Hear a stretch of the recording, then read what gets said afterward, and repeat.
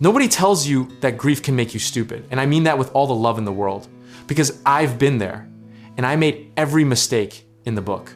We're talking about the kind of decisions that haunt you not just emotionally, but financially, socially, and spiritually for years after the loss itself. Let's start with the first and probably most universal mistake: isolation.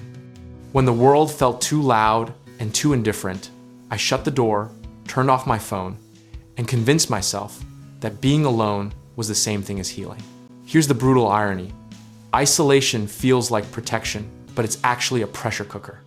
Studies show that prolonged social withdrawal after loss can extend the duration of complicated grief by up to 3 times, meaning you're not just sad, you're architecturally rebuilding sadness into your daily life. The alternative isn't forcing yourself to a dinner party with a smile plastered on your face. It's something far simpler and more honest. Find one person, just one, who can sit with you in the discomfort without trying to fix it, and let that be enough for now. The second mistake was numbing. And listen, we don't always reach for a bottle. Sometimes we reach for Netflix, food, work, or doom scrolling at 2 in the morning. I became a world-class expert at staying busy enough to never actually feel anything, which sounds productive until you realize grief doesn't expire, it just compounds interest. Psychologists call this emotional avoidance. And the cruelest part is that it works short term. But every feeling you suppress is essentially a bill you're deferring.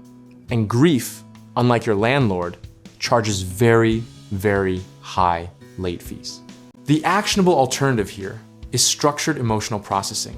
And before you roll your eyes, I just mean giving yourself a 20-minute window each day to actually feel whatever is there. Journaling, therapy, even a long drive with the right playlist counts, as long as you're moving toward the emotion rather than sprinting away from it. Now here's the one nobody wants to talk about: the financial decisions. Within 3 months of my loss, I had reorganized my entire investment portfolio, made a large and impulsive donation, and seriously considered quitting my job to find meaning, all while operating on 4 hours of sleep and a diet of grief casseroles. Neuroscience actually backs up how bad this timing is. The prefrontal cortex, the part of your brain responsible for rational decision-making, is measurably impaired during acute grief, sometimes functioning similarly to someone who is sleep-deprived or mildly intoxicated. And yet, ironically, grief is precisely when the world expects you to make your most consequential decisions: estates, insurance, property, accounts. The rule I wish someone had told me is this: implement a 90-day freeze on any major financial decision that isn't absolutely time-sensitive. Print that out, tape it to your mirror, give it to a trusted friend who has permission to grab your hand before you do something irreversible. The fourth mistake was performing recovery, pretending to be okay. Because I thought that's what strong people did, because I didn't want to be a burden, because somewhere along the way I absorbed the lie that grief has a deadline.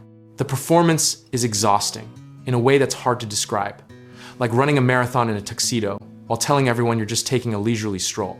What I do differently is give myself explicit, unapologetic permission to not be okay and communicate that clearly to the people around me. Vulnerability isn't weakness. It's actually the most efficient path through, because pretending costs energy you desperately need for actual healing. The fifth mistake was avoiding professional help, because I thought I should be able to handle it, or because therapy felt like an admission that I was broken. The absurdity, in hindsight, is that we'd never apply that logic to a broken leg nobody limps around for a year refusing a cast because they want to seem tough. Grief counseling, support groups, even a single session with a therapist who specializes in loss can reframe your entire experience and give you tools that friends, however loving, simply aren't trained to provide. The actionable step is just making one appointment, not a commitment to years of analysis. Just 1 hour with someone qualified to help you hold what you're holding. Here's the philosophical truth that ties all of this together. Grief isn't a problem to be solved. It's a process to be navigated. And the quality of your navigation depends almost entirely on the systems and support structures you build around yourself. Discipline in grief looks like showing up for yourself consistently, in small ways, especially when you don't feel like it. You don't have to do this perfectly, and you don't have to do it fast. You just have to keep doing it, one honest, imperfect day at a time. And if this resonated with you even a little, subscribe and check out all our other topics.